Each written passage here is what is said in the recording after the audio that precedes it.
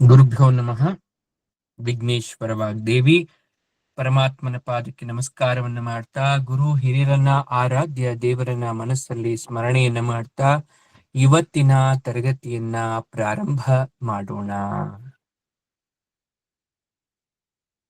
11ನೆಯ ದಿವಸದ ಯುದ್ಧ ಆಗಿದೆ. 12ನೇ ದಿನದ ಯುದ್ಧ. ದ್ರೋಣನ ಸೇನಾಪತ್ಯದ ಮೊದಲ ರಾತ್ರಿ, ಯುದ್ಧ ಆರಂಭವಾದ 11ನೆಯ ರಾತ್ರಿ. ನಾಚಿಕೆ ಆಗ್ತಾ ಇದೆ ದ್ರೋಣಾಚಾರ್ಯರಿಗೆ. ಯಾಕಂದ್ರೆ ಸೇನಾಧಿಪತಿಯನ್ನ ವಹಿಸ್ಕೊಂಡಿದ್ದಂತಹ ಮೊದಲನೆಯ ದಿವಸವೇ ಉತ್ತಮವಾದ ಫಲಿತಾಂಶ ಬಂದಿರಲಿಲ್ಲ.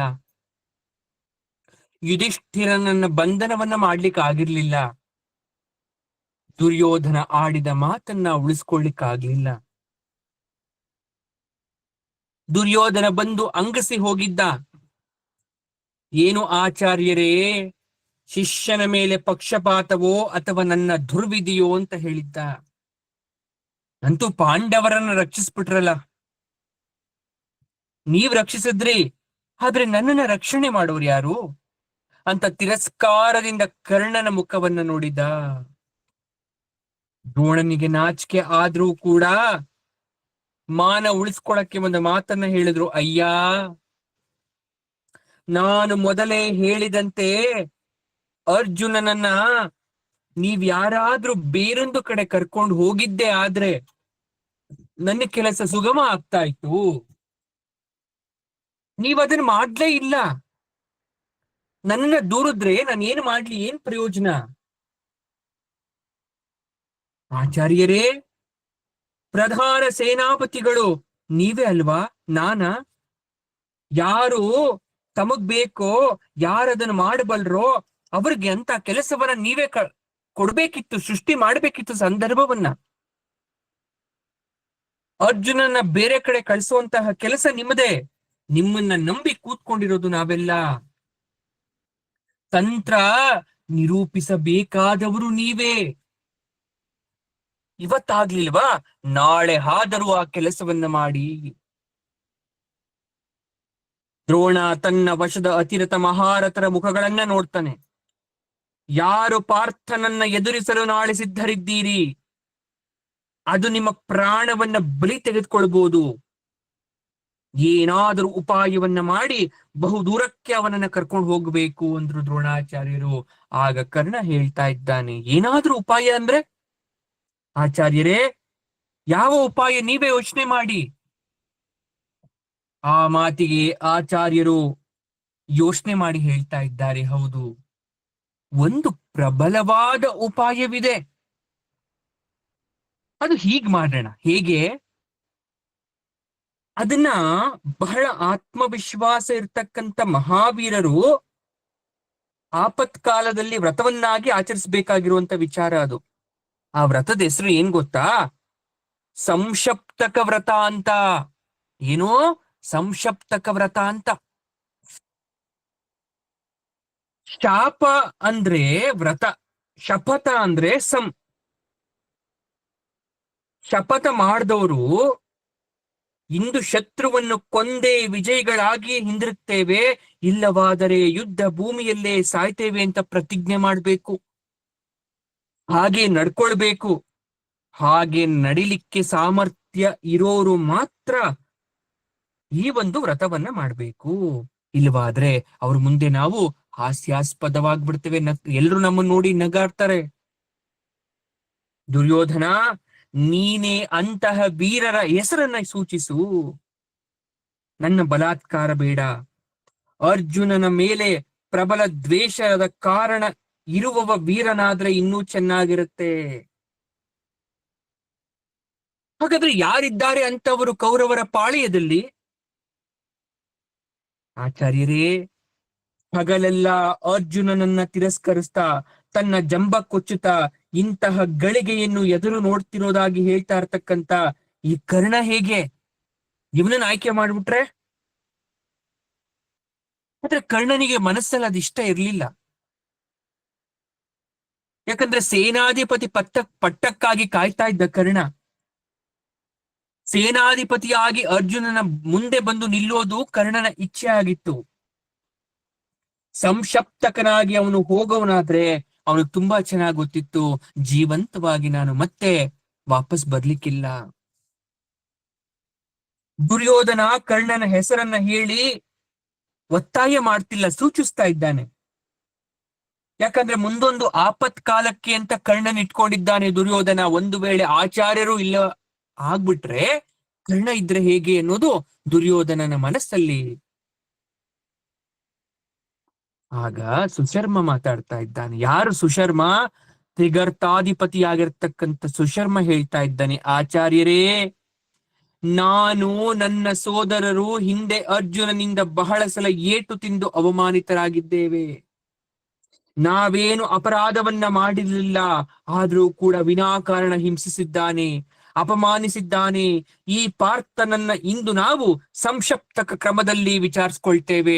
ನಮಗೆ ಅವಕಾಶವನ್ನ ಕೊಡಿ, ಅಪ್ಪಣೆಯನ್ನ ಕೊಡಿ. ಉತ್ತರ ಗೋಗ್ರಹಣ ಕಾಲದಲ್ಲಿ ನಮಗೆ ಆದಂತಹ ಅಪಮಾನವನ್ನ ನಾವು ಮರೆಯಲ್ಲ ಯಾವತ್ತೂ. ಅವರ ಮಾತಿಗೆ ಆಚಾರ್ಯರು ಒಪ್ಪಿಗೆಯನ್ನ ಸೂಚಿಸಿದ್ರು. ದುರ್ಯೋಧನ ಒಪ್ಪುದ.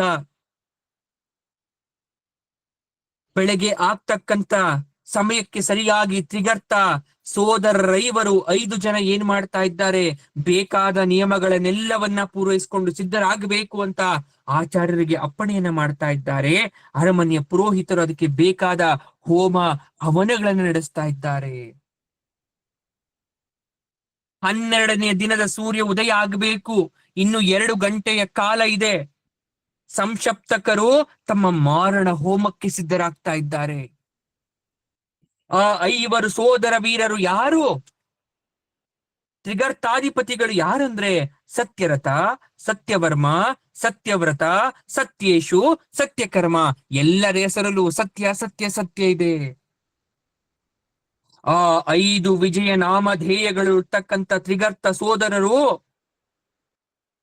ಎಲ್ರೂ ಕೂಡ ಅವರನ್ನ ಸುಶರ್ಮ, ಸುರತಿ, ಸುಧರ್ಮ, ಸುಬಾಹು ಅಂತ ಕರೀತಾ ಇದ್ರು. ಯಾಕಂದ್ರೆ ಸುರದ್ರೂಪಿಗಳು, ಬಹಳ ಅಂದ ಇತ್ತು ಅವ್ರಿಗೆ, ಮಹಾವೀರರಾಗಿದ್ರು. ಅವತ್ತೆಲ್ಲರೂ ಕೂಡ ಸಂಕಲ್ಪವನ್ನ ಮಾಡ್ತಾ ಇದ್ದಾರೆ. ಕೊನೆಯ ಸೂರ್ಯೋದಯನ ನೋಡ್ಲಿಕ್ಕೆ ಬಹಳ ಉತ್ಸುಕರಾಗಿದ್ದಾರೆ. ಮಂಗಳ ಸ್ನಾನವನ್ನ ಮಾಡಿ ಮುಗಿಸಿದ್ರು.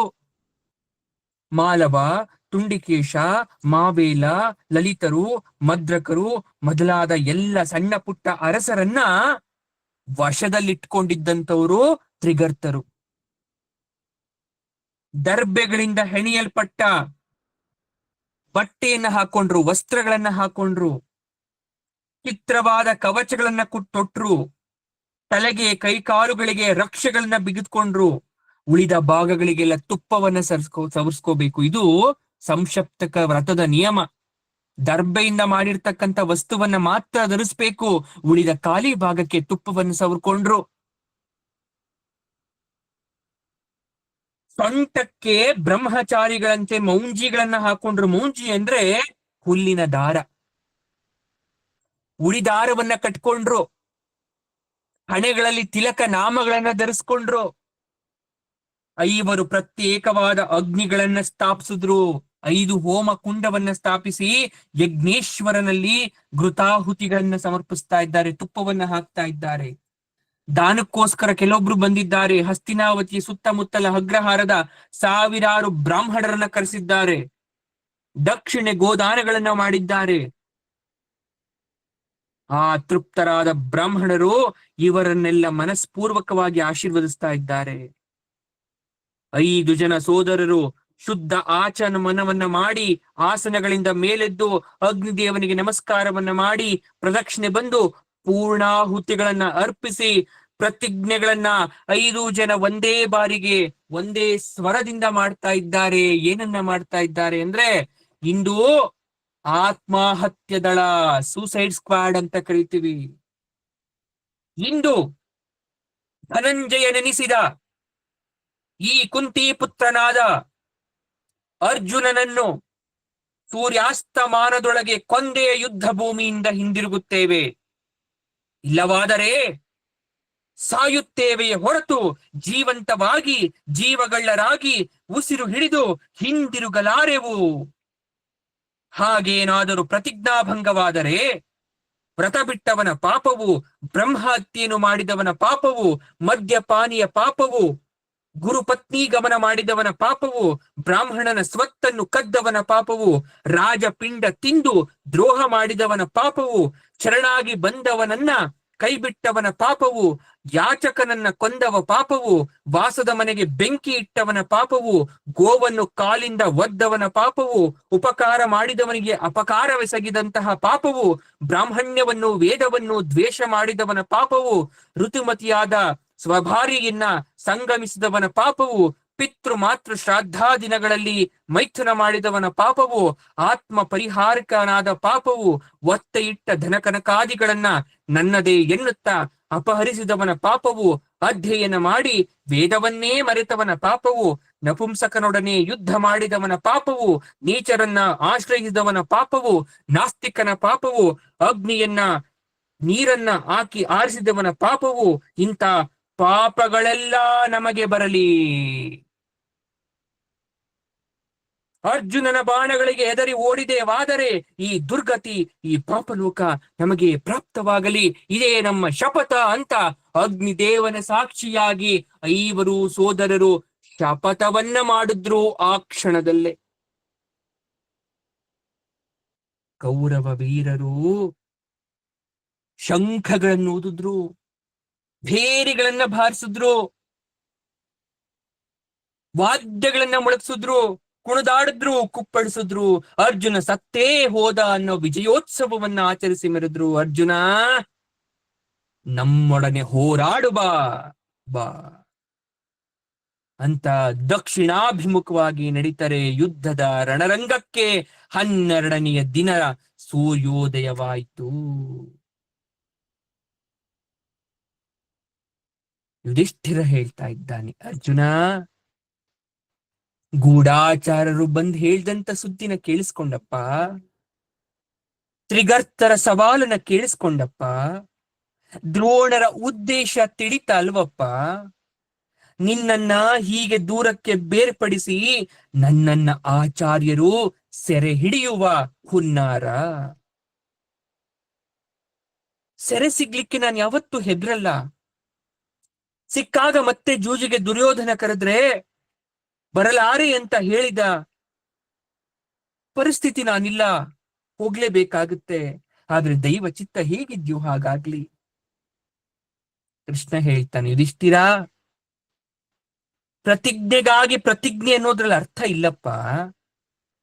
ಯಾವ ಪುರುಷಾರ್ಥ ಸಾಧಕವಾಗಿ ಪ್ರತಿಜ್ಞೆಯನ್ನ ಮಾಡ್ತಾ ಇದ್ದೀವಿ ಅನ್ನೋದು ಅರಿವಿಗಿರ್ಬೇಕು ನಮ್ಗೆ.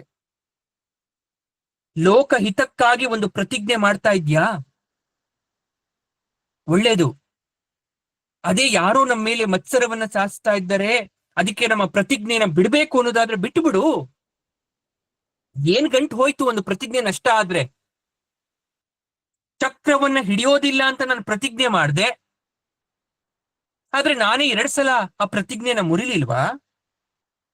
ಈಗ್ಲೂ ಮುರಿದು ಈ ಸಮಸ್ತ ಕೌರವರನ್ನ ನಾನೇ ಸಂಹಾರ ಮಾಡಿಬಿಡ್ಲ ಹಾಗಾದ್ರೆ? ಪರಮಾತ್ಮ, ನೀನು ಸರ್ವೇಶ್ವರ, ಏನ್ ಬೇಕಾದ್ರೂ ಮಾಡ್ಬೋದಪ್ಪ.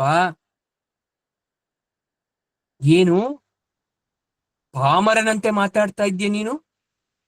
ಸರ್ವೇಶ್ವರನೆಂದ್ರೆ ಎಲ್ಲ ಬಿಟ್ಟಿರೋನು ಅಂತನ ಅರ್ಥ. ಹಾಗಾದ್ರೆ ಸರ್ವೇಶ್ವರನಾದ್ರೂ ಪ್ರತಿಜ್ಞೆಗೆ ಅರ್ಥ ಇರ್ಬೇಕಲ್ವಾ?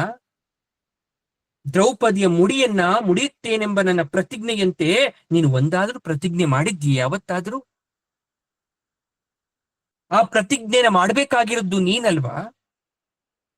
ನೀವು ಪಾಂಡವರು ಮಾಡ್ಲಿಲ್ಲ ಅಂದಮೇಲೆ ಅಲ್ವಾ ನಾನು ಮಾಡಿದ್ದ ಆ ಪ್ರತಿಜ್ಞೆಯನ್ನ. ಆಗ ನಿನ್ನ ಪತ್ನಿ ಏನ್ ಹೇಳಿದ್ಲು ನೆನ್ಪಿದ್ಯಾ? ನೈವಮೇ ಪತಯಸ್ತಂತಿ, ನನ್ನ ಭಾಗಕ್ಕೆ ಗಂಡಂದ್ರೆ ಬದುಕ್ಲಿಲ್ಲ, ನೈವಮೇ ಪತಯಸ್ಸಂತಿ ಅಂತ ಹೇಳ್ಬಿಟ್ಲಲ್ವಾ? ಬದುಕಿದ್ದ ಗಂಡಂದ್ರ ಬಗ್ಗೆ ಒಬ್ಬ ಮುತ್ತೈದೆ, ಒಬ್ಬ ಪತಿವ್ರತೆ ಹಾಗೆ ಮಾತಾಡ್ತಾ ಇದ್ದಾಳೆ ಅಂದ್ರೆ ಅವಳ ದುಃಖದ ಆಳ ತಿಳಿಯಕ್ಕಾಗಲ್ವಾ ನಿಮ್ಗೆ ಯಾರಿಗೂ? ಗಂಡ ಬದುಕಿರ್ಬೇಕಾದ್ರೆ ಆ ಮಾತನಾಡೋದು ಶ್ರೇಯಸ್ಕರನ ಹಾಗಾದ್ರೆ ಗಂಡಂದ್ರಿಗೆ? ಅವಳ ದುಃಖ ನಿವಾರಣೆಗೆ ಏನ್ ಪ್ರತಿಜ್ಞೆ ಮಾಡ್ದೆ? ಕರೆದರೆ ಜೂಜಿಗೆ ಬರದಿರಲಾರೆ ಅಂತನ? ಗಂಡಾಂತರಗಳಿಗೆ ಸಿಕ್ಕಿ ಹಾಕೊಳ್ತಕ್ಕಂಥ ಪ್ರತಿಜ್ಞೆ ಮಾಡಿದ್ದೆ ಹೊರತು ಯಾವತ್ತು ಒಳ್ಳೇದಾಗ್ತಕ್ಕಂಥ ಪ್ರತಿಜ್ಞೆ ಮಾಡ್ಲೇ ಇಲ್ವಲ್ಲ ನೀನು. ಶಾಸ್ತ್ರಜ್ಞರು ಹೇಳಿದ್ರು ಕೂಡ ಈ ಪ್ರತಿಜ್ಞೆ ನಾನು ಮುರಿಯೋದಿಲ್ಲ ಅಂತ ಹೇಳ್ತಾ ಇದೆಯಲ್ಲ. ನೀ ನನ್ನ ಭಾಗ್ಯಕ್ಕಿಲ್ಲ ಅಂದ್ಬಿಟ್ಲು. ಕೃಷ್ಣ ನೈವತ್ವಂ ಮಧುಸೂದನ ಅಂದ್ಬಿಟ್ಲು. ಎಷ್ಟು ಸಂಕಟ ಪಟ್ಟಿರ್ಬೇಡ ಅವಳು, ನಿನ್ನ ಧರ್ಮಪತ್ನಿ. ಈ ನಿನ್ನ ಪ್ರತಿಜ್ಞೆಯನ್ನ ಇನ್ನಾದ್ರೂ ಬಿಡು. ಮಾಯಾವಿ ಮಾಯಯಾವದ್ಯ, ಮಾಯಾವಿಯನ್ನ ಅವನ ಮಾಯೆಯಿಂದಲೇ ಕೊಲ್ಲಬೇಕು, ಅರ್ಥ ಮಾಡ್ಕೋ. ಅದೇ ಧರ್ಮ. ಏನು ಮಾತಾಡ್ಲಿಲ್ಲ, ತಲೆ ತಗ್ಗಿಸಿ ನಿಂತಿದ್ದಾನೆ. ಆಗ ಅರ್ಜುನ ಹೇಳ್ತಾ ಇದ್ದಾನೆ, ಅಣ್ಣ, ಇಂದು ಈ ದ್ರೌಪದಿಯ ತಮ್ಮ ಸತ್ಯಜಿತು ನಿನ್ನ ರಕ್ಷೆಗೆ ಇರ್ತಾನೆ, ನಿನ್ನನ್ನ ಎಡೆಬಿಡದೆ ನಿನ್ನ ಬಳಿ ಇರ್ತಾನೆ. ಭೀಮ ಇದ್ದಾನೆ, ಅವನಿದ್ದಾಗ ಬಿಹಬೇಡ. ಆಚಾರ್ಯರು ನಿನ್ನ ಬಳಿಯಲ್ಲಿ ಸುಳಿಯಲಾರರು. ಆದ್ರೆ ಯುಧಿಷ್ಠಿರ ಏನು ಮಾತಾಡ್ಲಿಲ್ಲ, ಸುಮ್ನೆ ಇದ್ದಾನೆ. ಅರ್ಜುನ ಮತ್ತೆ ಹೇಳ್ತಾನೆ, ಯಾಕಣ್ಣ ಅನುಮಾನನ? ಒಂದು ವೇಳೆ ಸತ್ಯಜಿತು ಸತ್ತರೆ ಉಳಿದ ಎಲ್ಲರೊಡಗೂಡಿ ನೀನೇ ಬೇರೊಂದತ್ತ ಯುದ್ಧ ಮಾಡಲು ನಡೆಯುವಂತೆ. ತುಂಬ ಹೊತ್ತು ನಿಲ್ಲುವಂತ ಸಮಯವಿಲ್ಲ. ಸೂರ್ಯೋದಯ ಹೋಗಿತ್ತು. ಅವರು ಯುದ್ಧ ಭೂಮಿಗೆ ಹೋಗಲೇಬೇಕಾಗಿತ್ತು. ಎಲ್ಲರೂ ಯುದ್ಧ ಭೂಮಿಗೆ ಹೊರಟರು. ಸಂಶಪ್ತಕರು ಯಾರು ಗೊತ್ತಾಯ್ತಲ್ವಾ? 5 ಜನ ಸಂಶಪ್ತಕರು, ತಿಗರ್ತರು. 16 ಗಾವುದ ದೂರೆಗೆ ಆಚೆ ಪಶ್ಚಿಮದಲ್ಲಿ ಎಲ್ಲೋ ಒಂದು ಕಡೆ ತಮ್ಮ ಸೈನ್ಯವನ್ನ ಚಂದ್ರವ್ಯೂಹದಲ್ಲಿ ನಿಲ್ಸ್ಕೊಂಡಿದ್ದಾರೆ. ಅವರು ಯುದ್ಧ ಭೂಮಿಗೆ ಬರ್ತಾ ಇರಲಿಲ್ಲ. ಯಾಕಂದ್ರೆ ಅವರ ಉದ್ದೇಶ ಅರ್ಜುನನನ್ನ ಅವ್ರ ಕಡೆ ಬರಮಾಡ್ಕೋಬೇಕಿತ್ತು. ಹಾಗಾಗಿ ಗಾವುದ ದೂರ, 10 ಗಾವುದ ದೂರ ಅಂದ್ರೆ ಬಹಳ ದೂರದಲ್ಲಿ ಹೋಗಿ ಚಂದ್ರವ್ಯೂಹದ ಒಂದು ಸೇನಾ ರಚನೆಯನ್ನ ಮಾಡಿ ಅಲ್ಲಿ ಕಾಯ್ತಾ ಇದ್ದಾರೆ. ಸೈನ್ಯಗಳು ಎಲ್ಲೆಲ್ಲಿ ಇರಬೇಕು ಅಂತಕ್ಕಂಥ ನಿಬಂಧನೆ ಇರಲಿಲ್ಲ. ಯಾಕಂದ್ರೆ ಕುರುಕ್ಷೇತ್ರ ತರ ಅದು ಇಂತಿಷ್ಟೇ ಜಾಗ ಅಂತಿರ್ಲಿಲ್ಲ. ಅದು ದೊಡ್ಡ ಬಯಲು ಅಲೆಯ, ಎಲ್ಲಿ ಬೇಕಾದ್ರೂ ಇರ್ಬೋದಿತ್ತು. ಆದ್ರೆ ಅರ್ಜುನ ಬರೋದನ್ನ ನೋಡಿ ಕಾಯ್ತಾ ನಿಂತಿದ್ರು. ಅರ್ಜುನ ನೇರವಾಗಿ ಅಲ್ಲಿಗೆ ಹೋಗ್ಬೇಕಿತ್ತು. ಅವರನ್ನ ಕೊಲ್ಲದೆ ಅವನು ಕುರುಕ್ಷೇತ್ರ ಯುದ್ಧ ಭೂಮಿಗೆ ಬರೋ ಹಾಗಿರ್ಲಿಲ್ಲ. ಅರ್ಜುನನ ರಥ ಹತ್ತಿರ ಹತ್ತಿರ ಬರ್ತಾ ಪಾಂಚಜನ್ಯದ ದೇವದತ್ತದ ಶಂಖಧ್ವನಿಗಳು ಸಂಶಪ್ತಕ ಸೈನ್ಯಕ್ಕೆ ಕೇಳಿಸ್ತು. ನಡುಕ್ತು ಸೇನೆ. ಪಾಂಡವ ಸೈನ್ಯದ ಒಂದು ದೊಡ್ಡ ಭಾಗ ಕೂಡ ಅರ್ಜುನನ ಜೊತೆ ಬರ್ತಾ ಇತ್ತು. ಆದ್ರೆ ಇವರು ಬರೋದನ್ನ ನೋಡಿ, ಶಂಖದ ಶಬ್ದವನ್ನ ಕೇಳು ಕೂಡ ಸಂಶಪ್ತಕ ಸೈನ್ಯ ತುಂಬಾ ಉತ್ಸಾಹದಿಂದಿತ್ತು.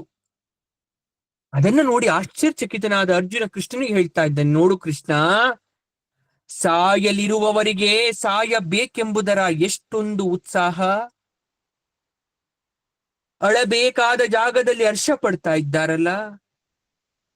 ಹೇಡಿಗಳಿಗೆ ದೊರೆಯದ ವೀರ ಸ್ವರ್ಗ ಈ ಪ್ರತಿಜ್ಞೆಯ ದೆಸೆಯಿಂದ ಇವರಿಗೆ ವೀರ ಸ್ವರ್ಗ ದೊರಗುತ್ತೆ ಇವತ್ತು. ಆ ರೀತಿ ಹೇಳ್ತಾ ಅರ್ಜುನ ಹೇಮ ಪರಿಷ್ಕೃತವಾದ ತನ್ನ ದೇವದತ್ತ ಅಂತಕ್ಕಂಥ ಶಂಖವನ್ನ ಊದ್ತಾನೆ. ಚಿತ್ರಪಟದಲ್ಲಿ ಬರೆದ ಆಕೃತಿಗಳಂತೆ ಸೇನೆ ಸ್ತಬ್ಧವಾಗತ್ತೆ. ಆನೆ ಕುದುರೆಗಳು ರಕ್ತವನ್ನ ವಾಂತಿ ಮಾಡ್ತಾ ಮೂತ್ರ ಪುರುಷ ವಿಸರ್ಜನೆಯನ್ನ ಮಾಡ್ತವೆ. ಅದೇ ಕ್ಷಣ ತ್ರಿಗರ್ತ ಸೋದರರು ಒಂದೇ ಸಮ ಅರ್ಜುನನ ಮೇಲೆ ಬಾಣಗಳ ಸುರಿಮಳೆಯನ್ನು ಸುರಿಸ್ತಾರೆ. ಆದ್ರೆ ಅರ್ಜುನ ಅವೆಲ್ಲವನ್ನ ನಿಗ್ರಹಿಸ್ತಾ ಬರ್ತಾನೆ. ಸೋದರರ ಪೈಕಿ ಸುಧನ್ವ ಅರ್ಜುನನ ತೀರ ಸಮೀಪಕ್ಕೆ ಬಂದು ಯುದ್ಧ ಮಾಡ್ಲಿಕ್ಕೆ ಪ್ರಾರಂಭ ಮಾಡ್ದ. ಅರ್ಜುನನ ಒಂದು ಬಾಣ ಅವನ ಬಿಲ್ಲನ್ನ ಕತ್ತರಿಸ್ತು, ಇನ್ನೊಂದು ಬಾಣ ರಥಧ್ವಜವನ್ನ ಕತ್ತರಿಸ್ತು. ಕುದುರೆ ಸಾರಥಿಗಳನ್ನ ಅರ್ಜುನ ಬಾಣಗಳನ್ನ ಮುಗಿಸ್ಬಿಟ್ಟಿದ್ವು. ಕ್ಷಣಾರ್ಧದಲ್ಲಿ ಅರ್ಜುನ ಅವನ ತಲೆಯನ್ನ ಕತ್ತರಿಸಿ ಹಾಕ್ಬಿಟ್ಟ. ಕೊಂಚ ಹೊತ್ತಿನಲ್ಲಿಯೇ ತ್ರಿಗರ್ತರು ಹಿಂದೆ ಸರಿದಿದ್ರು. ಅವರ ಸೈನ್ಯ ದಿಕ್ಕಾಪಾಲಾಗಿ ಓಡ್ತಾ ಇತ್ತು. ಉಳಿದ 4 ಆ ಸೈನ್ಯವನ್ನ ಮತ್ತೆ ಸೇರಿಸಲಿಕ್ಕೆ ಶ್ರಮ ಪಡ್ತಾ ಇದ್ದಾರೆ. ವೀರರೇ, ಪ್ರತಿಜ್ಞೆಯನ್ನ ಮಾಡಿ ಹೀಗೆ ಓಡಿ ಹೋದ್ರೆ ದುರ್ಯೋಧನನಿಗೆ ಯಾವ ರೀತಿ ಮುಖ ತೋರಿಸ್ತೀರಾ? ಗರ್ಜಿಸಿದ್ರು, ಶಂಖವನ್ನ ಊದಿಸಿ ಮತ್ತೆ ಸೈನ್ಯವನ್ನ ಸೇರಿಸಿದ್ರು. ಎಲ್ಲಿ ಅರ್ಜುನ? ಅವನ ರಥವೆಲ್ಲಿ, ಸಾರಥಿಯಲ್ಲಿ ಅಂತ ಕಾಣದಂತೆ ತ್ರಿಗರ್ತರು ಅವರ ಮೇಲೆ ಬಾಣಗಳ ಸುರಿಮಳೆಯನ್ನು ಸುರಿಸ್ತಾ ಇದ್ದಾರೆ. ಇಬ್ಬರು ಕೃಷ್ಣರು ಸತ್ತರು ಅಂತ ಭ್ರಮಿಸಿದ್ರು. ಘೋರವಾದ ಘೋಷಗಳನ್ನ ಕೂಗ್ತಾ ಇದ್ದಾರೆ. ಯಾಕಂದ್ರೆ ಆ ಬಾಣಗಳ ಸುರಿಗಳ ಮಧ್ಯೆ ಅವರಿಬ್ರು ಕಾಣಿಸ್ತಾ ಇಲ್ಲ. ಅರ್ಜುನ ಕೃಷ್ಣ, ಎಲ್ಲಿರುವೆ ಅರ್ಜುನ? ನೀನ್ ಕಾಣಿಸ್ತಾ ಇಲ್ಲ, ಬದುಕಿರುವೆ ಅಥವಾ ಮರಣ ಹೊಂದ ಅಂತ ಶತ್ರುಗಳು ಕೇಕೆ ಹಾಕ್ತಾ ಇದ್ದಾರೆ. ಈ ಚುಚ್ಚು ಮಾತಿನಿಂದ ಎಚ್ಚೆತ್ತ ಅರ್ಜುನ ಬೇಗ ವಾಯುವ್ಯಾಸ್ತ್ರವನ್ನ ಬಿಲ್ಲಿನಲ್ಲಿ ಹೂಡ್ತಾನೆ. ದ್ರೋಣನನ್ನ, ಧರ್ಮಪುತ್ರನನ್ನ, ಪಾಂಡು ಕುಂತಿಯರನ್ನ ನೆನೆದ ಅರ್ಜುನ ಆ ಬಾಣವನ್ನ ಬಿಟ್ಟಾಕ್ಷಣ ಬಿರುಗಾಳಿಯೊಂದು ಎದ್ದೇಳುತ್ತೆ. ಒಣಗಿದ ಕಾಡಿನ ಎಳೆಗಳನ್ನ ಗಾಳಿ ಬೀಸ್ಕೊಂಡು ಹೋಗೋ ತರ ಆ ಸೈನಿಕರನ್ನ ಎತ್ತಿ ಆಕಾಶಕ್ಕೆ ಎಸೆತ ಸೈನ್ಯವನ್ನ ಚದುರಿಸ್ಬಿಡ್ತು.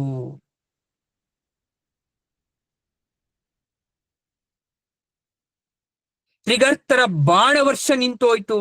ಅರ್ಜುನನ 100 ಬಾಣಗಳು ಸೈನ್ಯದ ಮೇಲೆ ಪ್ರಯೋಗ ಆಯ್ತು.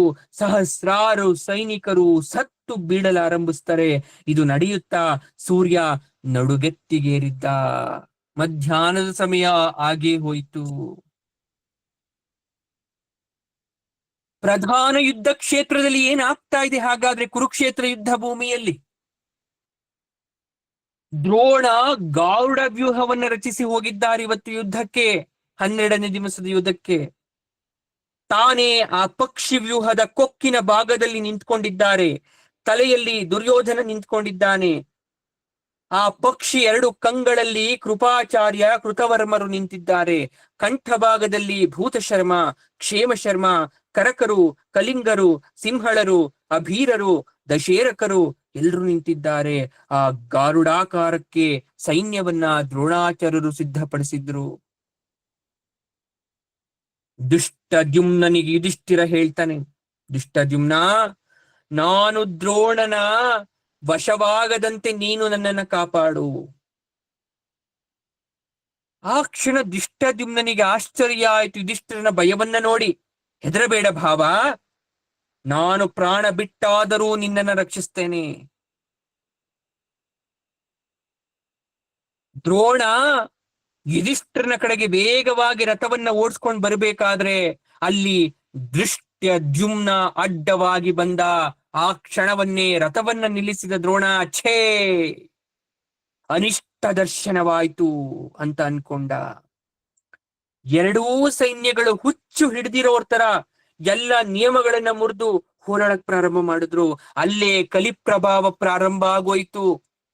ಧರ್ಮವನ್ನ ಮರಿತಾ ಇದ್ದಾರೆ ಒಬ್ಬೊಬ್ರೆ, ಅಧರ್ಮವಾಗಿ ಯುದ್ಧ ಮಾಡ್ತಾ ಇದ್ದಾರೆ. ಸಿಕ್ಕವರನ್ನೆಲ್ಲ ಎರಡೂ ಕಡೆಯವರು ಯಾರು ಅಂತ ತಿಳಿದೆ ವಿಚಾರಿಸ್ದೆ ತಮ್ಮವರನ್ನೇ ಸಾಯಿಸ್ಲಿಕ್ಕೆ ಶುರು ಮಾಡ್ತಾ ಇದ್ದಾರೆ. ಗಡಿಬಿಡಿಯಲ್ಲಿ ಪಾಂಡವ ಸೈನ್ಯವನ್ನ ವಂಚಿಸಿ ಯುಧಿಷ್ಠಿರ ಬಳಿಗೆ ಸಾಕ್ತಾ ಇದ್ದಾರೆ ದ್ರೋಣಾಚಾರ್ಯರು. ಆದ್ರೆ ಯುಧಿಷ್ಠಿರ ಹೆದರದೆ ದ್ರೋಣರ ಮೇಲೆ ಅಪಾರ ಬಾಣವನ್ನ ಬಿಡ್ತಾ ಇದ್ದಾನೆ. ಸತ್ಯಜಿತ್ತು ಅಂತಕ್ಕಂಥ ದ್ರೌಪದಿಯ ಇನ್ನೊಬ್ಬ ಸೋದರ ಬಾಣ ಪ್ರಯೋಗವನ್ನ ಮಾಡ್ತಾ ಇದ್ದಾನೆ. ಆದ್ರೆ ದ್ರೋಣ ಮಂಡಲಾಕಾರದಲ್ಲಿ ರಥದಲ್ಲಿ ಸುತ್ತುತ್ತಾ ಧರ್ಮಜನ ರಥದ ಬಳಿಗೆ ಹೋಗ್ತಾ ಇದ್ದಾನೆ. ಇದೇ ತರ ಬಹಳ ಸಲ ನಡೀತಾ ಇದೆ. ಆದ್ರೆ ಸತ್ಯಜಿತು ದ್ರೋಣನ ಒಂದು ಕ್ರೂರ ಬಾಣಕ್ಕೆ ತುತ್ತಾಗಿ ಪ್ರಾಣ ಬಿಟ್ಬಿಟ್ಟ. ಅದೇ ಕ್ಷಣ ಅವನ ತಮ್ಮಂದಿರಾದ ಶತಾನೀಕ, ದೃಢಸೇನ, ಕ್ಷೇಮ, ವಸುದಾನ ಅಂತಕ್ಕಂಥ ರಾಜಕುಮಾರರ ಪ್ರಾಣಗಳನ್ನ ದ್ರೋಣಾಚಾರ್ಯರು ತೆಗೆದು ಬಿಟ್ರು. ಪಾಂಡವ ಸೇನೆ ಹಿಮ್ಮೆಟ್ಟದೆ ದ್ರೋಣ ಸೈನ್ಯವನ್ನ ಹೆದರಿಸಿ ಹೋರಾಡ್ತಾ ಇದ್ರೆ ಶಿಖಂಡಿ ಅಲ್ಲಿಗೆ ಬಂದ, ಸಾತ್ಯಕಿ ಬಂದ. ಅವರು ದ್ರೋಣನನ್ನ ಹಿಮ್ಮೆಟ್ಟಿಸ್ತಕ್ಕಂಥ ಕೆಲಸ ಮಾಡ್ತಾ ಇದ್ದಾರೆ. ಶಿಖಂಡಿ ದ್ರೋಣರನ್ನ, ಯಾರು ಸಾತ್ಯಕಿ. ಪಂಚಾಲ ರಾಜಕುಮಾರರ ವಧೆಯನ್ನ ಕೇಳಿ ದುರ್ಯೋಧನನಿಗೆ ಹರ್ಷವಾಗೋಯ್ತು. ಕರ್ಣನಿಗೆ ಹೇಳ್ತಾ ಇದ್ದಾನೆ, ಮಿತ್ರ, ನೋಡಿದೆಯ ಆಚಾರ್ಯರ ಎಷ್ಟೊಂದು ವೀರಾವೇಶದ ಹೋರಾಟ. ಇಂದು ರಣಭೂಮಿಯೆಲ್ಲ ದ್ರೋಣಮಯವಾಗಿದೆ.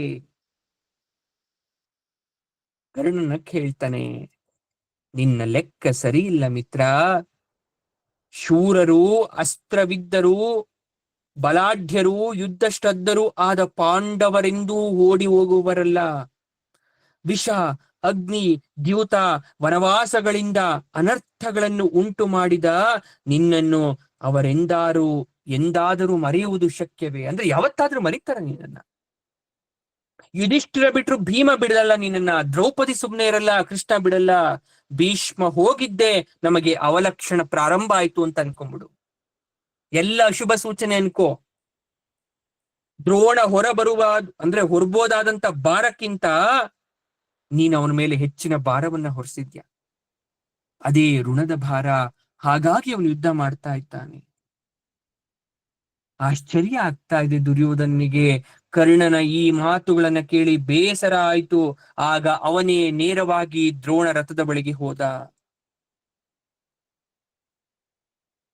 ಈ ಕಡೆ ಅರಮನೆಯಲ್ಲಿ ಧೃತರಾಷ್ಟ್ರನಿಗೆ ಸಂಜಯ ಈ ಎಲ್ಲ ವಿಚಾರವನ್ನ ಹೇಳ್ತಾ ಇದ್ರೆ ತಲ್ಲಣಿಸ್ತಾ ಇದ್ದಾನೆ.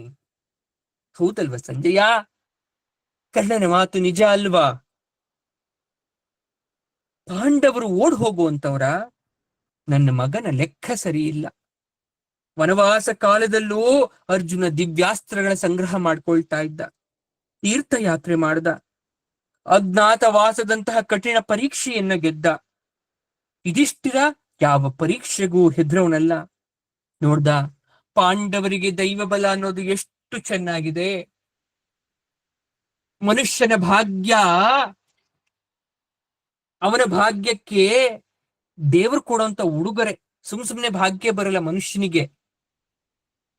ಜೂಜಿನಲ್ಲಿ ಎಲ್ಲ ಕಳ್ಕೊಂಡಂತ ಯುಧಿಷ್ಠಿರ ಎಲ್ಲವನ್ನ ಸಂಪಾದನೆ ಮಾಡ್ಕೊಂತ ಇದ್ದಾನೆ. ಎಲ್ಲ ಗಳಿಸಿದ ನನ್ನ ಮಗ ಎಲ್ಲವನ್ನ ಕಳ್ಕೊಂತ ಇದ್ದಾನೆ.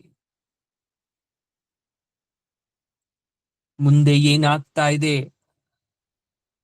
ಮಹಾರಾಜ ಇದನ್ನ ವಿವರಿಸಂತ ಸಂದರ್ಭ. ಭಗದತ್ತ ಈಗ ಭೀಮನ ಜೊತೆ ಭಯಂಕರವಾಗಿ ಹೋರಾಡ್ತಾ ಇದ್ದಾನೆ ಯುದ್ಧ ಭೂಮಿಯಲ್ಲಿ. ಐರಾವತ ಜಾತಿಯ ಒಂದು ಭಯಂಕರ ಆನೆ ಇತ್ತು ಭಗದತ್ತನ ಹತ್ರ. ಸುಪ್ರತೀಕ ಅಂತ ಅದರ ಹೆಸರು. ಅದನ್ನ ಭೀಮ ಕೊಂದ ಹಾಕ್ಬಿಟ್ಟಿದ್ದ. ಪ್ರಾಗ್ ಜ್ಯೋತಿಷ ನಗರದ ಅಧಿಪತಿ ಭಗದತ್ತ ಯಾರು? ನರಕಾಸುರನ ಮಗ. ನರಕಾಸುರ ಅಂದ್ರನೇ ಗೊತ್ತು ನಿಮ್ಗೆ, ನರಕಾಸುರ ವಧೆ ದೀಪಾವಳಿ ಸಮಯದಲ್ಲಿ ಬರುತ್ತೆ.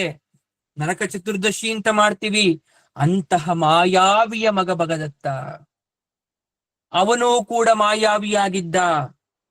ದೈತ್ಯ ಸೇನೆಯ ಜೊತೆ ಕೌರವ ಪಡೆಯನ್ನ ಸೇರ್ಕೊಂಡಿದ್ದ. ಇಂದು ಅವನಿಗೆ ಕಾಲ ಒದಗಿ ಬಂದಿತ್ತು.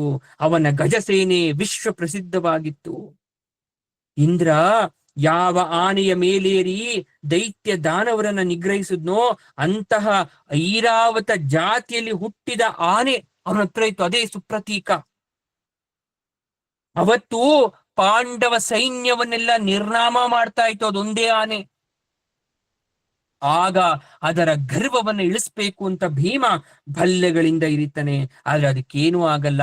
ಆ ಕ್ಷಣ ಅದರ ಕುಂಭಸ್ಥಳ, ಆನೆಗಳ ಪ್ರಾಣ ಕುಂಭಸ್ಥಳದಲ್ಲಿ ಇರುತ್ತೆ. ಆ ಕುಂಭಸ್ಥಳದಲ್ಲಿ ತೀಕ್ಷ್ಣವಾದಂತಹ ಪ್ರಯೋಗವನ್ನ ಮಾಡಿಬಿಟ್ಟ ತನ್ನ ಗದೆಯಿಂದ. ಯಾಕಂದ್ರೆ ಭೀಮನಿಗೆ ಅಂಜಲಿಕಾ ವೇದ ಅಂತಕ್ಕಂಥ ವಿದ್ಯೆ ಗೊತ್ತಿತ್ತು. ಆನೆಯ ಹೊಟ್ಟೆ ಕೆಳಗಡೆ 4 ಕಾಲುಗಳ, ಅದು ಸುಮ್ನೆ ಹತ್ತಕ್ಕಾಗತ್ತಾ? ಆನೆ ಹೊಟ್ಟೆ ಕೆಳಗಡೆ 4 ಕಾಲುಗಳ ಮಧ್ಯೆ ಅವತ್ಕೊಳ್ಳೋದು. ಆನೆಗೆ ಕಾಣದೇ ಇರೋ ರೀತಿ ಪೀಡಿಸಿ ನಿಯಂತ್ರಿಸ್ತಕ್ಕಂಥ ವಿದ್ಯೆ. ಕೃಷ್ಣನಿಗೂ ಗೊತ್ತಿತ್ತ ಆ ವಿದ್ಯೆ. ಹಿಂದೆ ಕಂಸನ ವಿಚಾರದಲ್ಲಿ ಕೃಷ್ಣ ಆ ಅಂಜಲಿಕಾ ವೇದವನ್ನ ಪ್ರಯೋಗಿಸಿದ್ದ ವಿದ್ಯೆಯನ್ನ. ಹೇಗೆ ಅಂದ್ರೆ, ಕಂಸನಿಗೊಂದು ಆನೆ ಇರುತ್ತೆ, ಕುವಲಯಾಪೀಡ ಅಂತ ಒಂದು ಆನೆ. ಯಾವುದು? ಕುವಲಯಾಪೀಡ ಅಂತ. ಆ ರಾಕ್ಷಸ ಆನೆಯನ್ನ ಕೊಂದಿದ್ದು ಜಗತ್ ಪ್ರಸಿದ್ಧಿಯಾಗಿತ್ತು. ಕೃಷ್ಣ ಹೇಗ್ ಕೊಂದಿದ್ದ ಅಂದ್ರೆ ಇದೇ ಮಾಯಾವಿದ್ಯೆಯನ್ನ ಬಳಸಿ ಕೊಂದಿದ್ದ. ಹಾಗೆ ಹೇಗೆ ಅಂದ್ರೆ, ಮೊದಲು ಆನೆಯ ಕೆಳಭಾಗದಲ್ಲಿ ಗುದ್ದಿ ಗುದ್ದಿ ಗುದ್ದಿ ಅದರ ಶಕ್ತಿಯನ್ನ ಕಡಿಮೆ ಮಾಡೋದು, ಆ ಸೊಕ್ಕನ್ನ ಮುರಿಯೋದು, ಆನೆಯ ಬಲವನ್ನ ಇಳಿಸೋದು.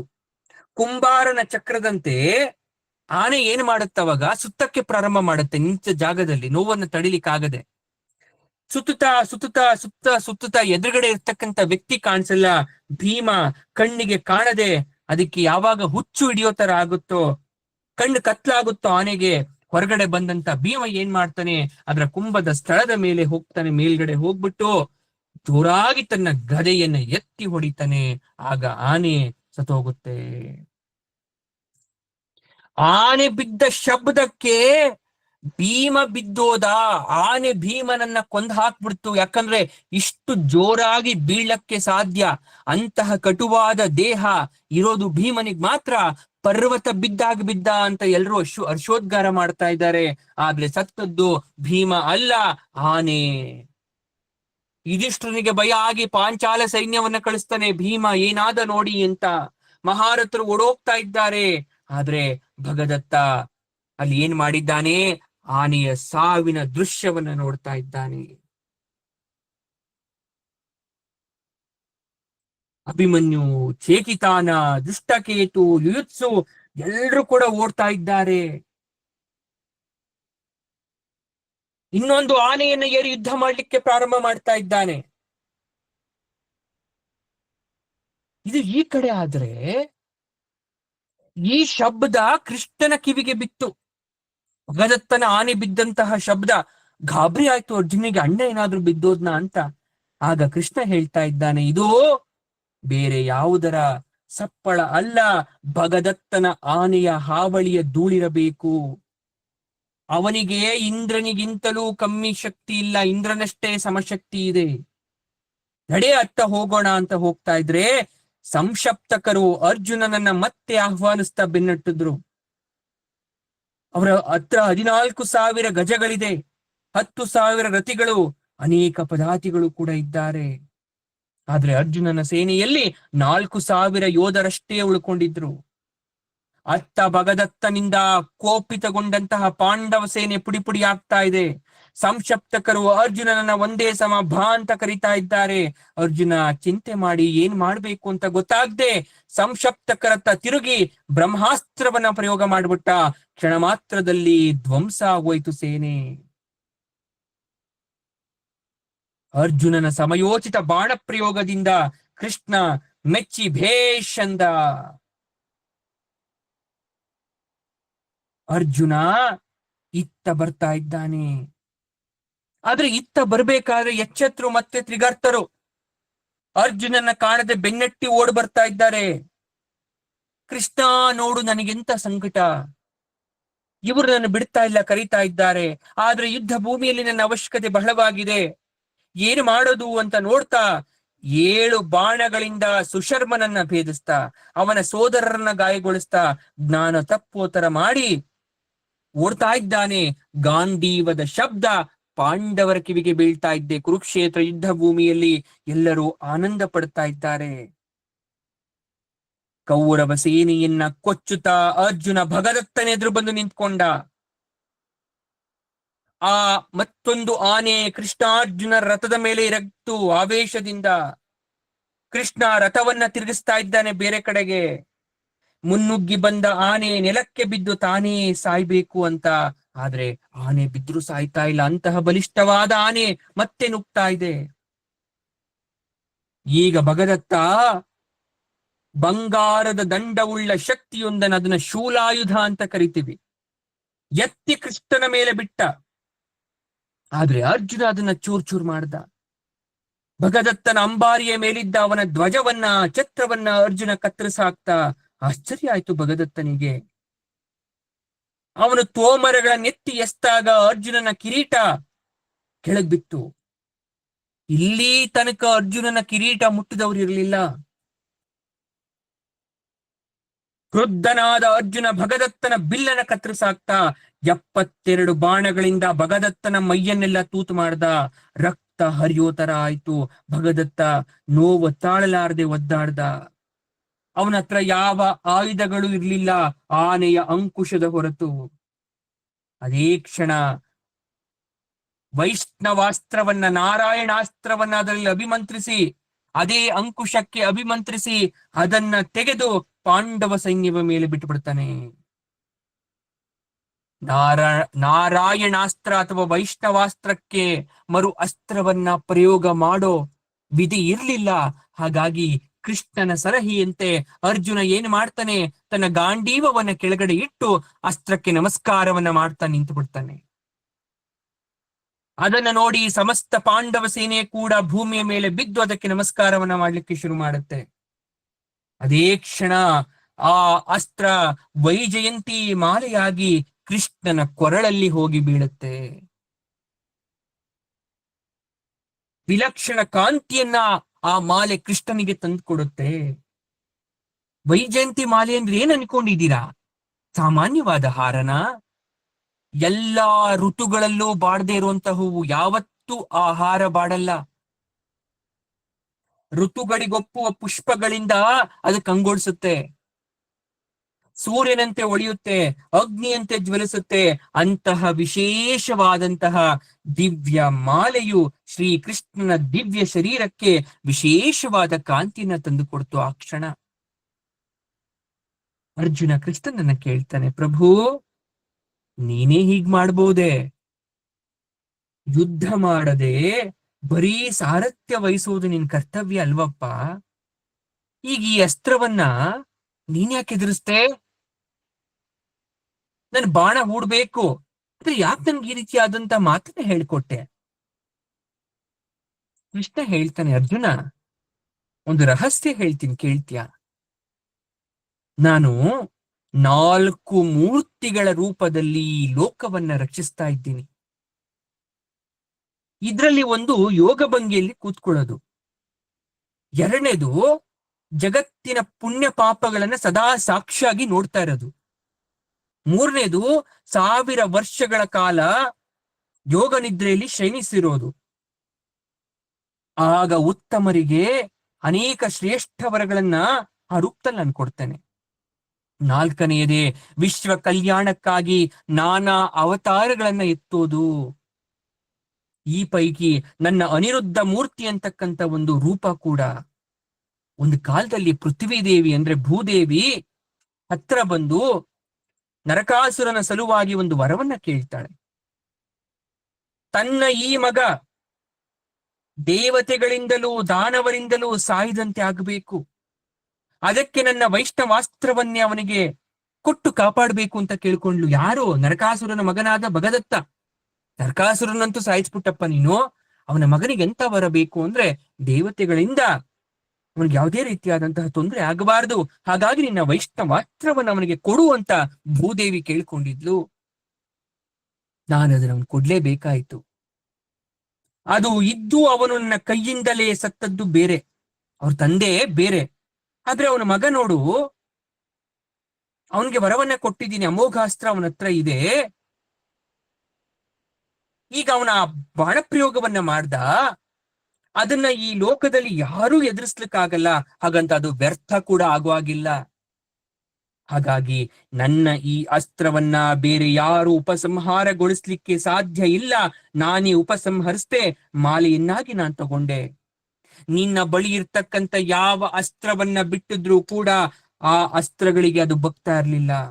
ನಿನ್ನನ್ನ ಸಂರಕ್ಷಿಸ್ಲಿಕ್ಕೆ ನಾನು ನನ್ನ ಶಕ್ತಿಯನ್ನ ಉಪಯೋಗಿಸದೆ ಹೊರತು ನಿನ್ನನ್ನ ಅವಮಾನ ಮಾಡ್ಲಿಕ್ಕಲ್ಲ.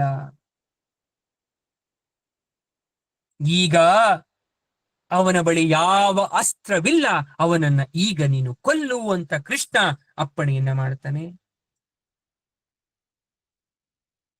ಅರ್ಜುನ ಈ ವೃತ್ತಾಂತವನ್ನ ಕೇಳಿ ಚಕಿತನಾಗ್ತಾನೆ. ಭಗದತ್ತ ಎಷ್ಟು ಪ್ರಚೋದಿಸಿದ್ರು ಕೂಡ ಅವನ ಆನೆ ಮುಂದಕ್ಕೆ ಹೋಗ್ತಾ ಇಲ್ಲ. ದರಿದ್ರನೊಬ್ಬ ಹೆಂಡತಿ ಮಾತ್ ಕೇಳಿ ದೂಷಿತನಾಗೋ ತರ ಆನೆ ಕೆಳಗಡೆ ಬಿದ್ದು ಹೋಗುತ್ತೆ ಆ ಕ್ಷಣ. ನೆಲದಿಂದ ಭಗದತ್ತ ಮೇಲೆದ್ದ ಆನೆ ಜೊತೆ ಅವನು ಬಿದ್ದೋಗಿದ್ದ. ಮೇಲೆದ್ದವನ ಮುಖ ವಿಕಾರತೆ, ಅವನ ಮುಖದಲ್ಲಿ ಮೃತ್ಯು ಕೇಕೆ ಆಗ್ತಾ ಇದೆ. ಆ ಸಂದರ್ಭದಲ್ಲಿ ಕೃಷ್ಣ ಹೇಳ್ತಾ ಇದ್ದಾನೆ, ನೋಡು ಅರ್ಜುನ, ಅವನ ತಲೆ ಹುಬ್ಬು ಬೆಳಗಾಗಿದೆ, 2 ಕಂಗಳ ರೆಪ್ಪೆಗಳು ತುಂಬಾ ಮಿತಿಮೀರಿ ಜೋಲಾಡ್ತಾ ಇದೆ. ಈ ರಾಕ್ಷಸ ಒಂದು ಸಣ್ಣ ಪಟ್ಟಿಯನ್ನು ಆ ರೆಪ್ಪೆಗಳ ಮೇಲೆ ಬಿಗಿದು ಅವು ಮುಚ್ಚದಂತೆ ತಲೆ ಹಿಂದೆ ಕಟ್ಟಾಕಿದ್ದಾನೆ ಅಂತ ರಾಕ್ಷಸ. ಯಾಕಂದ್ರೆ ಯಾವುದೇ ಕ್ಷಣ ಸಾವು ಬರ್ಬೋದು ಅಂತ ತನ್ನ ರೆಪ್ಪೆಯನ್ನೇ ಮುಚ್ಚಲ್ಲ ಯಾವತ್ತಿವನು. ಹಾಗಾಗಿ ಆ ಹಿಂದೆ ಆ ರೆಪ್ಪೆಯನ್ನ ಕಟ್ಟಿರ್ತಕ್ಕಂಥ ಬಟ್ಟೆಯ ತುಂಡನ್ನ ಕತ್ತರಿಸು, ಆ ಕಂಗಳು ತನ್ನಿಂದ ತಾನೇ ಮುಚ್ಚುತ್ತೆ. ಯಾವತ್ತು ಭಗದತ್ತ ತನ್ನ ಕಣ್ಣನ್ನ ಮುಚ್ಚುತ್ತಾನೋ ಅವತ್ತು ಅವನು ಸಾಯ್ತಾನೆ. ಅಶರೀರವಾಣಿ ಆಯ್ತು. ಹೌದು ಅರ್ಜುನ, ಹಾಗೆ ಮಾಡುವಂತ. ಅರ್ಜುನ ನೇರವಾಗಿ ಅವನ ತಲೆಯ ಹಿಂದೆ ಕಟ್ಟಿದ್ದಂತಹ ಕಣ್ಣಿನ ರೆಪ್ಪೆಗೆ ಸೇರಿಸಿ ಹಿಂದ್ಗಡೆ ಕಟ್ಟಿರ್ತಕ್ಕ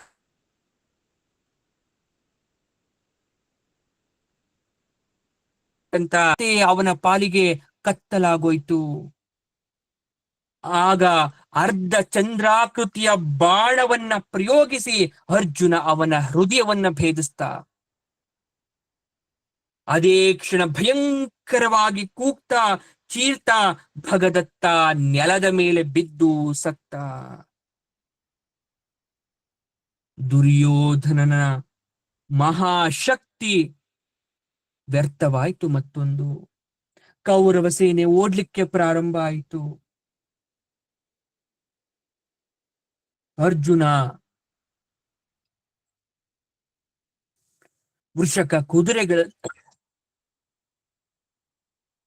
ವೃಷಕ ಕುದುರೆಗಳನ್ನ, ಸಾರಥಿಯನ್ನ, ಧನುಸ್ಸನ್ನ, ಛತ್ರವನ್ನ ಕಡಿದು ಬೇರೆ ವೀರರನ್ನ ಎದುರಿಸ್ತಾ ಇದ್ದಾನೆ. ಗಾಂಧಾರ ದೇಶದ 500 ವೀರರನ್ನ ಸಂಹಾರ ಮಾಡ್ದ. ವೈಶಾಖ ಮಾಸ, ಜ್ಯೇಷ್ಠ ಮಾಸ ಒಗ್ಗೂಡಿ ಬಂದಾಗ ಬಿಸಿಲು ಬರೋ ರೀತಿ ಯುದ್ಧ ಮಾಡ್ತಾ ಇದ್ದಾರೆ. ಶಕುನಿಗೆ ಸೋದರರ ವಧೆಯಿಂದ ತುಂಬಾ ಕೋಪ ಬಂತು. ಕೃಷ್ಣಾರ್ಜುನರಿಗೆ ಮೋಹ ಉಂಟಾಗೋ ರೀತಿ ಮಾಯಾಶತಗಳನ್ನ ಬೀಸಲಾರಂಭಿಸ್ತಾ 100 ಜನರನ್ನ ಒಂದೇ ಸಲಕ್ಕೆ ಕೊಲ್ತಕ್ಕಂತ ಶತಘ್ನಿಗಳನ್ನ, ಶಕ್ತಿಗಳನ್ನ, ಕಬ್ಬಿಣದ ಕೋಲುಗಳನ್ನ, ಗದೆ, ಪರಿಗ, ಶೂಲ, ಮುದ್ಗರ, ಪಟ್ಟಿಷಗಳನ್ನ ಶಕುನಿಯ ಅನುಚರರು ಕೃಷ್ಣಾರ್ಜುನರ ಮೇಲೆ ಎಸಲಿಕ್ಕೆ ಪ್ರಾರಂಭ ಮಾಡಿದ್ರು. ಹೇಸರಗತ್ತೆ, ಕಾಡಮ್ಮೆ, ಸಿಂಹ, ಹುಲಿ, ಕರಡಿ, ತೋಳ, ಕಪಿ, ಹಾವು, ವಿಧ ವಿಧವಾದ ರಾಕ್ಷಸಾಕಾರಗಳು ಹಸಿದು ಬಹುಸಂಖ್ಯೆಯಲ್ಲಿ ಹೋಗ್ತಾ ಇದೆ. ಯಾರ ಮೇಲೆ? ಕೃಷ್ಣಾರ್ಜುನರ ಮೇಲೆ. ಯಾರ ಪ್ರಭಾವದಿಂದ? ಶಕುನಿಯ ಮಾಯೆಯಿಂದ. ಶಕುನಿಗೆ ಮಾಯಾವಿದ್ಯೆ ಗೊತ್ತಿತ್ತು. ಅರ್ಜುನ ಎದುರ್ತಾನ. ದಿವ್ಯಾಸ್ತ್ರಗಳನ್ನ ತಿಳಿದ ಅವನು ಆ ಮಾಯೆಯನ್ನ ನಿವಾರಿಸ್ತ. ಶಕುನಿಯ ಮಾಯೆಯಿಂದ ದಿಢೀರನೆ ಅಂಧಕಾರ ಆವರಿಸ್ಬಿಡ್ತು ಯುದ್ಧ ಭೂಮಿಯಲ್ಲಿ. ಸೂರ್ಯ ಇನ್ನು ಮುಳುಗದ ಮುಂಚೆಯೇ ಸೂರ್ಯ ಮುಳುಗೋ ರೀತಿ ಮಾಡ್ತಾ ಇದ್ದಾನೆ. ಕತ್ತಳಿಯೊಳಗಿಂದ ನಾನಾ ವಿಕಾರ ಶಬ್ದ, ಹೀನಸ್ವರ, ಬೈಗುಳಗಳು ಕೇಳಕಾರಂಭ ಆಗೋಯ್ತು. ಅರ್ಜುನ ಈಗ ಯಕ್ಷಿಣಿ ವಿದ್ಯೆ, ಯಾರು ಪ್ರಯೋಗ ಮಾಡಿದ್ರು ಯಕ್ಷಿಣಿ ವಿದ್ಯೆಯನ್ನ? ಶಕುನಿ. ಆ ಯಕ್ಷಿಣಿ ವಿದ್ಯೆಗೆ ಸರಿಸಾಟಿಯಾಗಿರ್ತಕ್ಕಂಥ ಜ್ಯೋತಿಷ್ಯ ಶಾಸ್ತ್ರವನ್ನ ಪ್ರಯೋಗಿಸ್ತಾ ಇದ್ದಾನೆ. ಯಾಕಂದ್ರೆ ಯಕ್ಷಿಣಿ ವಿದ್ಯೆಯನ್ನ ಬೇರ್ಪಡಿಸೋಕೆ ಮಾರ್ಗ ಇರೋದು ಜ್ಯೋತಿಷ್ಯ ಶಾಸ್ತ್ರದಲ್ಲಿ. ಯಾವಾಗ ಜ್ಯೋತಿಷ್ಯ ಶಾಸ್ತ್ರವನ್ನ ಪ್ರಯೋಗಿಸಿದ್ನೋ, ಮಂತ್ರವನ್ನ ಪಡಿಸಿದ್ನೋ, ಆ ಕತ್ತಲೆ ತೊಲಗ್ತು, ಎಲ್ಲಾ ಕಡೆ ಬೆಳಕುಂಟಾಯ್ತು, ಮಾಯೆ ಹರಿತು. ಶಕುನಿ ಆಗ್ಲೂ ಸೋಲ್ತಾ ಇಲ್ಲ. ದಿಢೀರನೆ ಮಳೆಯನ್ನ ಸುರಿಸ್ಲಿಕ್ಕೆ ಪ್ರಾರಂಭ ಮಾಡ್ಬಿಟ್ಟ. ಆದ್ರೆ ಅರ್ಜುನ ಅದನ್ನ ಆದಿತ್ಯಾಸ್ತ್ರದಿಂದ, ಸೂರ್ಯನನ್ನ ಪ್ರಾರ್ಥನೆ ಮಾಡೋದ್ರ ಮೂಲಕ ಆದಿತ್ಯಾಸ್ತ್ರದಿಂದ ಅದನ್ನ ನಿವಾರಿಸ್ಬಿಟ್ಟ. ಯಾವಾಗ ತನ್ನ ಎಲ್ಲಾ ಮಾಯೆಗಳು ಕೃಷ್ಣಾರ್ಜುನರ ಮುಂದೆ ನೀರ್ಪಾಲಾಯ್ತು, ಅಲ್ಲಿಂದ ಓಡ್ ಹೋದ ಶಕುನಿ. ಉಳಿದ ಕೌರವ ಸೈನ್ಯವನ್ನ ಅರ್ಜುನ ಚಿನ್ನ ಭಿನ್ನ ಮಾಡಕ್ಕಾರಂಭ ಮಾಡ್ದ. ಕೆಲವರು ದ್ರೋಣನ ಬಳಿ, ದುರ್ಯೋಧನನ ಬಳಿ ಶರಣಾಗತಿಯನ್ನ ಹೊಂದ್ತಾ ಇದ್ದಾರೆ. ಇನ್ನೊಂದತ್ತ ಅಶ್ವತ್ಥಾಮ ನೀಲ ಅಂತಕ್ಕಂಥ ಅರಸನ ಜೊತೆ ಹೋರಾಡ್ತಾ ಇದ್ದಾನೆ. ಹೋರಾಡಿ ಮಾಹಿಷ್ಮತಿಯ ನೀಲ ಧ್ವಜ ಅಲ್ಲ, ನೀಲ ಅಂದ್ರೆ ಇವನು ಬೇರೆ, ಅವನನ್ನ ಕೊಂದು ಹಾಕ್ಬಿಟ್ಟಿದ್ದ. ಆ ಕಡೆ ಭೀಮ, ಕೌರವರ ಇನ್ನೊಂದು ಸೈನ್ಯ ಹೋರಾಡ್ತಿದ್ರೆ ದ್ರೋಣ ಕೂಡ ಅಲ್ಲಿದ್ದ, ಕರ್ಣ, ಅಶ್ವತ್ಥಾಮರು ಕೂಡ ಅಲ್ಲಿದ್ದಾರೆ. ಈ ಕಡೆ ಸಂಶಪ್ತಕರತ್ತ ತಿರುಗಿದ ಅರ್ಜುನ ಆ ಯುದ್ಧವನ್ನ ಒಂದು ಹದಕ್ಕೆ ತಂದು ಮತ್ತೆ ಇತ್ತ ಧಾವಿಸ್ತಾನೆ. ಯಾರ ಕಡೆ ಹೋಗ್ತಾ ಇದ್ದಾನೆ? ಸಂಶಪ್ತಕರತ್ರ ಹೋಗ್ತಾ ಇದ್ದಾನೆ. ಕರ್ಣನ 3 ಸೋದರರು ಅಂದಿನ ದಿನದ ಯುದ್ಧದಲ್ಲಿ ಸತ್ತಿದ್ರು. ರಾಧೇಯರ ಮಕ್ಕಳು ಬಹಳ ದುಃಖಪಟ್ಟಿದ್ದ ಕರ್ಣ. ಯುಧಿಷ್ಠರನ್ನು ಹಿಡಿತಕ್ಕಂಥ ದ್ರೋಣ ಸಂಕಲ್ಪ ಅವತ್ತು ವ್ಯರ್ಥ ಆಗೋಯ್ತು. ಯುದ್ಧ ವಿರಾಮಕ್ಕೆ ವೇಳೆಯಾಗಿ ಸೂರ್ಯನು ಮುಳುಗಾಗೋಗಿತ್ತು. ದ್ರೋಣನನ್ನ ಸಮೀಪಿಸಿದ ದುರ್ಯೋಧನ ಚುಚ್ಚು ಮಾತುಗಳನ್ನ ಆಡ್ತಾ ಇದ್ದಾನೆ.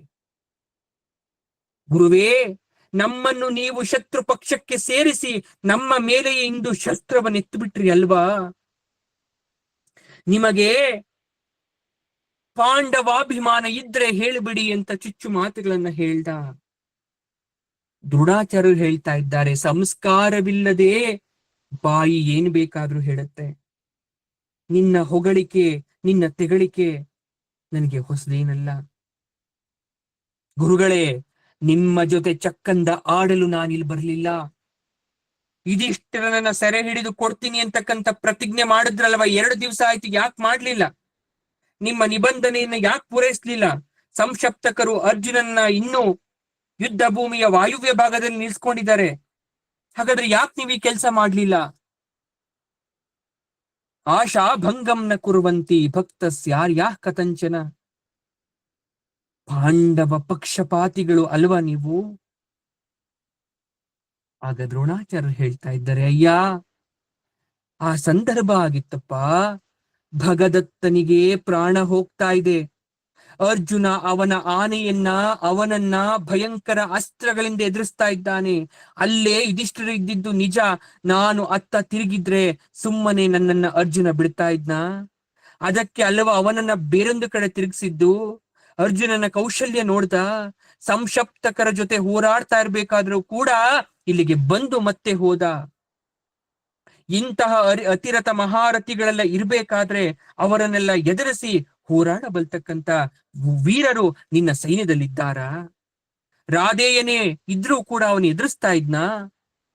ಚಿಂತೆ ಬೇಡ, ನಾಳೆ ಮತ್ತೆ ಸಂಶಪ್ತಕರು ಅರ್ಜುನನನ್ನ ಆ ಕಡೆ ಕರ್ಕೊಂಡು ಹೋಗ್ಲಿ.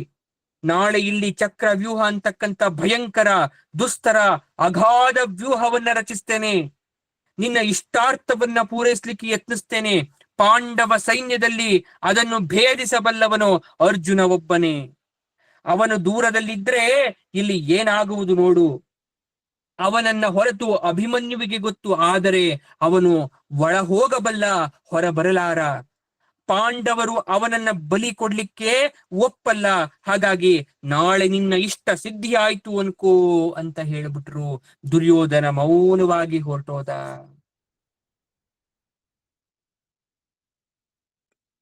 12ನೆಯ ದಿವಸದ ಯುದ್ಧ ಬಹಳ ರೋಚಕವಾಗಿದೆ.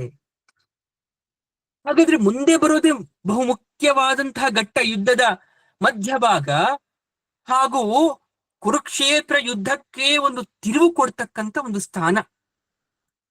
ಅದೇ 13ನೆಯ ದಿನದ ಯುದ್ಧ. ದ್ರೋಣನಿಂದ ಚಕ್ರವ್ಯೂಹದ ರಚನೆ, ಅಭಿಮನ್ಯುವಿನ ಉತ್ಸಾಹ. ಅಭಿಮನ್ಯು ಯಾವ ರೀತಿ ಪ್ರಾಣವನ್ನ ಬಿಡ್ತಾನೆ ಅಂತಕ್ಕಂಥದ್ದು ಆ ರೋಚಕವಾದಂಥದ್ದು.